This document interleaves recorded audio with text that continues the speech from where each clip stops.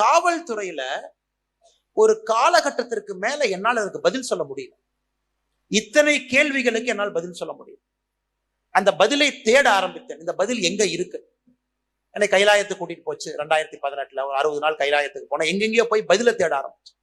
குற்றவாளியை பிடிப்பது மட்டும் ஒரு நல்ல சமுதாயத்திற்கு அழகு இல்ல, குற்றத்தை தடுப்பதும் ஒரு சமுதாயத்திற்கான அழகு. அந்த குற்றத்தை எப்படி தடுப்பது?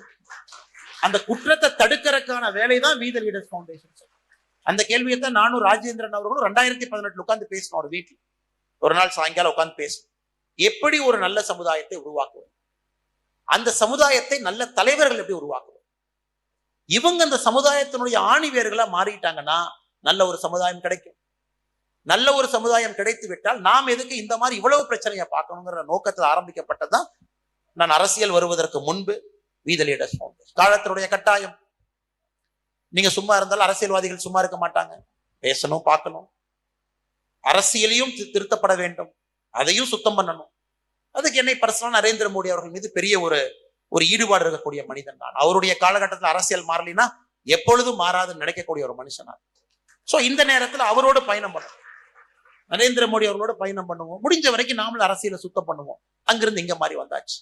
சோ அடிப்படை கேள்வி பார்த்தீங்கன்னா சரியான பதில் இல்லைங்க. நீங்க கேட்ட கேள்விக்கு சரியான பதில் என்கிட்ட இல்ல. ஒரே பதில் சொல்ல வேண்டும் என்றால், சமுதாயத்தை ஒழுங்குபடுத்துவதற்கு நம்மால் முடிந்ததை ஒரு தனி மனிதனாக செய்வோம் என்கின்ற நோக்கத்துலதான் காவல்துறை விட்டு வந்தோம். ஆனா அதே நேரத்துல காவல்துறை என்பது ரொம்ப ஒரு பெருமை மிகுந்த ஒரு வேலை, அற்புதமான வேலை. எல்லோருக்கும் அந்த காக்கி ஆடை அணிவதற்கு வாய்ப்பு கிடைக்காது. எல்லாருக்கும் அது ஆண்டவன் கொடுத்துட மாட்டான். இருந்த 9 வருடங்களும் கூட நீட்டா இருந்தோம், பக்காவா இருந்தோம், ப்ரொஃபஷனலா இருந்தோம், ஷார்ப்பா இருந்தோம், கத்தி மாதிரி இருந்தோம் 9 ஆண்டுகளும் கூட. ஆனா அப்படியே இன்னும் 20 ஆண்டுகள் இருக்க முடியுமாங்கிற கேள்விக்கு, இந்த கேள்விகளுக்கு பதிலை கண்டுபிடிக்கணும் ஒரு கடினமான முடிவு, ஈஸியான முடிவு இல்லைங்க. நீங்க ரிசைன் பண்றதெல்லாம் ஒரு அரசு வேலையிலிருந்து ஈஸியான முடிவு கிடையாது. கஷ்டப்பட்டு நீங்க அங்க போனீங்க, ஈஸியா போகல.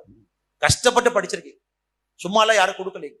ஒரு படியாக பிடித்து பிடித்து காவல்துறைக்கு போனீங்க. ஆனா அப்படிப்பட்ட அந்த வேலையை விடுவதற்கு எவ்வளவு யோசிச்சிருப்போன்னு உங்களுக்கு கண்டிப்பா தெரியும். அதை விட நன்றாக செய்ய முடியும் என்கின்ற நம்பிக்கையில் அவர்களோடு இணைந்து செய்து கொண்டிருக்கேன்.